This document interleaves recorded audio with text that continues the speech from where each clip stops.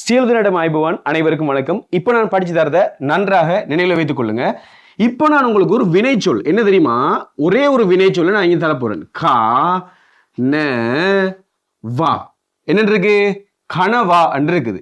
இப்ப இன்னொன்று நான் தர போறேன், மம மம.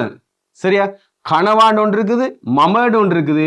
அடுத்தது அப்பி அப்பி இன்னொன்று இருக்குது. சரியா, இன்னொரு விஷயம் என்னன்னு சொன்னா பலனவான் இருக்கு. கனவா மம அப்பி பலனவா அப்படின்னு சொல்லி இருக்குது. சரியா, இன்னும் ஒரு வினைச்சொல்லை நான் போட்டுக்கொள்றேன், யனவான்னு போட்டுக்கொள்றேன், யனவா.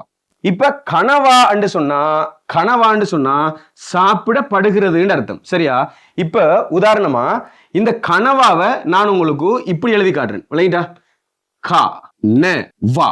சரியா, கனவான் இருக்கா, இதுல இருக்கிற இந்த வா என்ன தெரியுமா, ஆன் ஆன் ஆள் ஆர் ஏன் ஆய் து, இந்த மாதிரி அர்த்தங்கள் தருது. இப்ப குழப்புதா? சரி, குழப்பட்டும், பரவாயில்லை. இப்ப இந்த ந இருக்குதானே, இது வந்து கிர என்றதை குறிக்குது, விளங்கிட்டா? எப்படி என்றதை குறிக்குது. இப்போ கனவாண்டு சொன்னா சாப்பிடுறதுக்கு சொல்றது. கனவாண்டா என்ன, சாப்பிடுறதுக்கு சொல்றது. இப்போ நாங்க தமிழ்ல அவன் என்று எடுத்துக்கொண்டால், அவன் என்று எடுத்துக்கொண்டால் என்ன வரும், அவன் பிளஸ் சாப்பிடு வரும், சாப்பிடு என்று வரும். சாப்பிடு சக கிர ஆன், அவன் சாப்பிடு கிர ஆன், அவன் சாப்பிடுகிறான் என்று வரும். சரியா, இப்ப இந்த கிரைக்கு பிறகு ஆளை போட்டா அவன் சாப்பிடுகிறாள் என்று வரும். அப்படி வருமா? வராது. ஏன்டா அது ஒரு பெண்ணா இருக்கணும். அப்போ இந்த இடத்துல அவள் என்று வந்தால் பிளஸ் சாப்பிடு கிர ஆள் அப்படி வரும். இந்த மாதிரி ஆண் ஆள் ஆர் அவர் என்று வந்தா சாப்பிடுகிறார் வருது. ஏன் என்னுடையதுன்னு வந்தா, நான் வந்தா அது என்னுடையது தானே, அப்ப என்னுடையது. அப்ப நான் சாப்பிடுகிறேன், நான் சாப்பிடுகிறேன். அப்ப நீ என்று வந்தா ஈ என்று முடியுது, நீ சாப்பிடுகிறாய், அது சாப்பிடுகிறது, பூனை சாப்பிடுகிறது, பன்றி சாப்பிடுகிறது, நாய் சாப்பிடுகிறது, எப்படி வேண்டாலும் அது வரும். அப்ப இந்த பிற என்று வாரதெல்லாம் ந என்று சிங்களத்துல வரும். இந்த ஆண் ஆள் ஆர் என்று வாரதெல்லாம் வா என்று வரும். விளங்கிட்டா? நன்றாக எழுதிக் கொள்ளும். அப்ப இந்த காதான் சாப்பிடு என்று அர்த்தம். விளங்கிட்டா?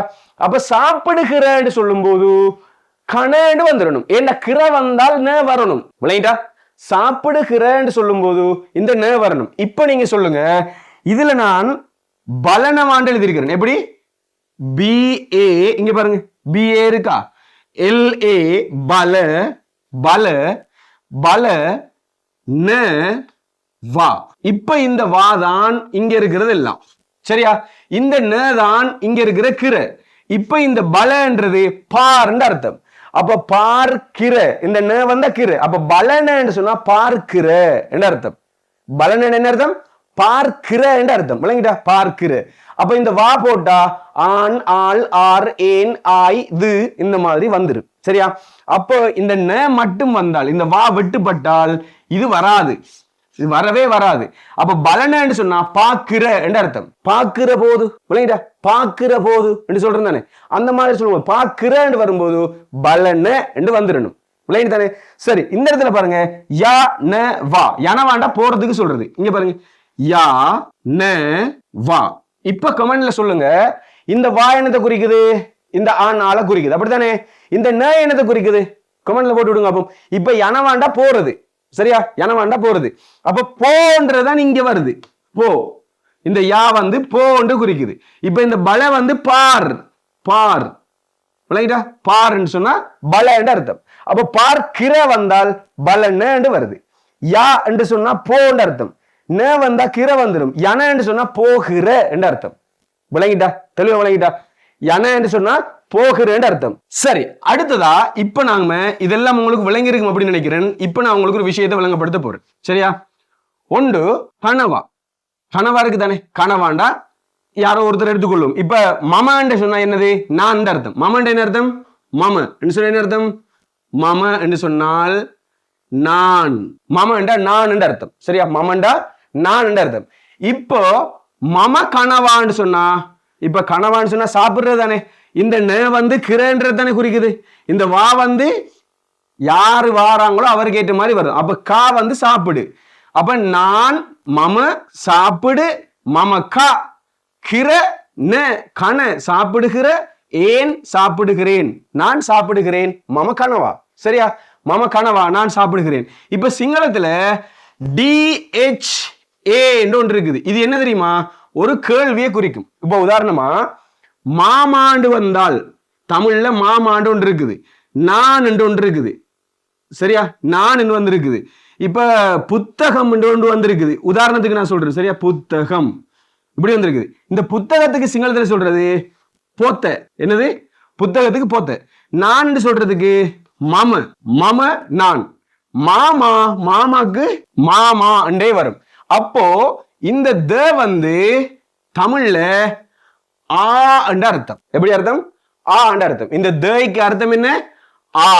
தேய்க்கு அர்த்தம் ஆ. இப்ப மாமான்னு சொன்னா மாமா தான். அப்ப மாமாவோட ஆவ சேர்த்தா எப்படி வச்சிருக்கிற? மாமா ஆ என்று சொல்றே. நாம கேட்போம் மாமாவா, கேள்வியா மாறுது. விளங்கிட்டா? மாமாவா. அப்ப இங்க என்ன வரும்? மாமாவோட என்னத்தை போடணும்? சிங்களத்துல என்ன போடணும்? சொல்லுங்க, என்ன போடணும்? த போடணும். DHA. மாமா த. சாரி, இங்க போட்டேன், இங்க வராது, இங்க வருமா? DHA. மாமா த. மாமாவா. சரி, இப்ப நான் என்று சொல்றதுக்கு சிங்களத்துல என்ன சொல்றது? மம என்று சொல்றது. அப்ப நானோட ஆவ போட்டா எப்படி வரும்? நானா. கேக்குறதானே? எப்படி நானா? நானா வந்தேன், நானா உங்ககிட்ட சொன்னேன் அப்படின்னு கேட்பேன். நானா என்று சொல்லி கேள்வியா கேட்கிறோம். அப்படி கேள்வியா கேட்கும் போது ஆவ போடுறோம். அப்ப மமையோட தேய போட்டால் மமத. நானா. மமத. நானா. நானா என்று கேட்கும் போது மமது. இப்ப புத்தகத்துக்கு சிங்களத்துல பொத்தன்னு சொல்றது. புத்தகமோட ஆவ சேர்த்தா புத்தகமா இம்சக ஆ மாண்டு வருது. புத்தகமா கேள்வியா வருது. அப்படித்தானே? அப்ப பொத்தையோட தேய போட்டா பொத்தது. புத்தகமா. பொத்தது புத்தகமா. இந்த மாதிரி ஆ வந்தால் கேள்வியாக மாறிடுது. விளங்கிட்டா? இந்த ஆ வந்தால் தமிழ்ல கேள்வி. சரி, அடுத்ததை பார்ப்போம். இதெல்லாம் அழிச்சு விட்டுட்டு இப்போ இன்னொன்னு நான் உங்களுக்கு சொல்லி தரப்போம். இப்ப நான் உங்களுக்கு சொல்லி தந்தது தேட விஷயம் முடிஞ்சுது. அடுத்ததாக நான் உங்களுக்கு சொல்லி தர போறது லூ. என்னது? லூண்டா ஆம் என்ற அர்த்தம். லூண்டா என்ன அர்த்தம்? ஆம் என்ற அர்த்தம். இப்ப மாமாவோட ஆம சேர்த்தா என்ன வரும்? மாமாவாம். யார் வந்ததாம்? வீட்டு யார் வந்ததாம்? மாமாவாம். அவர் மாமாவாம். மாமாவாம் என்று சொல்றோம். அந்த ஆம் தான் இந்த லூ. அப்ப மாமாவோட சிங்களத்தில் என்ன? மாமாவாம் சொல்ல போகல. என்ன வரணும்? என்ன வரணும்? லூ வரணும். மாமலு. மாமாவாம். மாமலு. மாமாவாம். இப்ப நான் யாரு வந்ததாம்? அவன் சொல்ற. நான் போகவே இல்லை, ஆனா அவன் சொல்றான் அப்படி செய்தது நானாம்.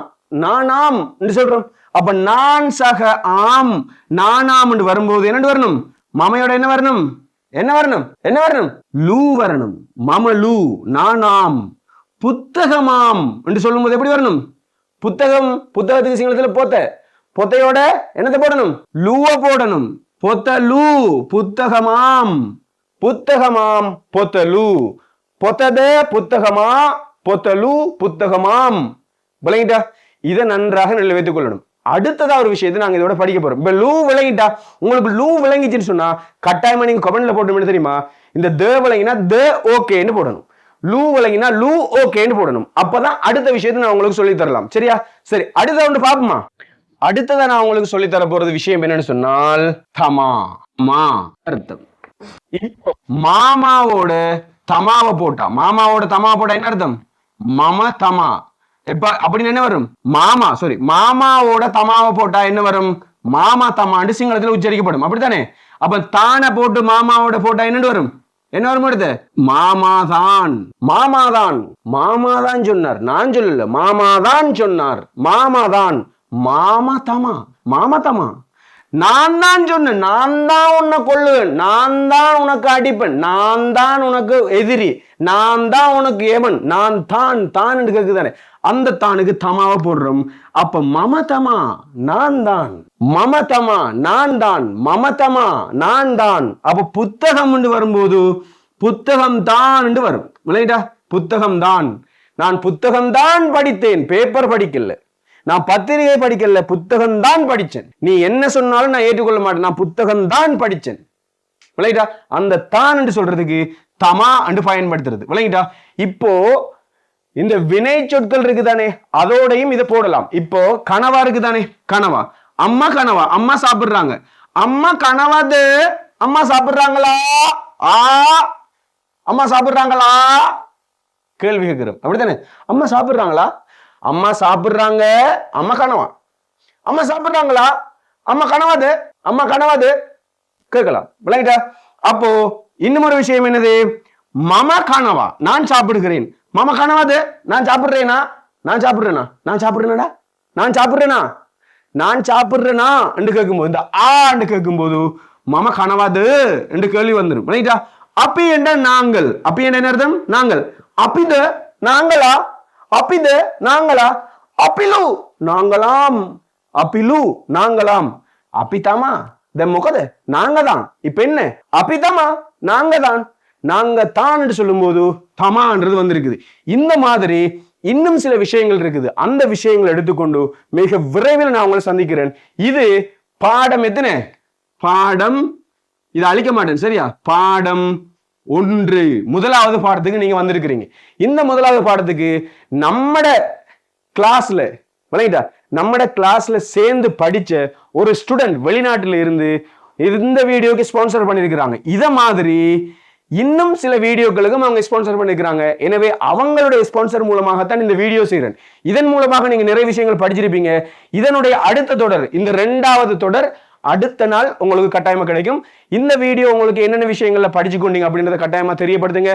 உங்களை போல சிங்களம் படிக்கிறதுக்கு யார் யாரெல்லாம் ஆசையோடு இருக்கிறாங்களோ அவங்களுக்கெல்லாம் இந்த வீடியோ ஷேர் பண்ணி கொண்டு இதுக்கு மேலையும் சிங்களம் நமக்கிட்ட படிக்கணும் அப்படின்னு நினைச்சீங்கன்னு சொன்னா நம்ம சேனலை சப்ஸ்கிரைப் பண்ணிக்கொள்ளுங்க. மற்றும் ஒரு காலையில் சந்திக்கிறேன். அனைவருக்கும் வணக்கம். சேல்தநாடு மைபவான் சைனிங் ஆஃப்.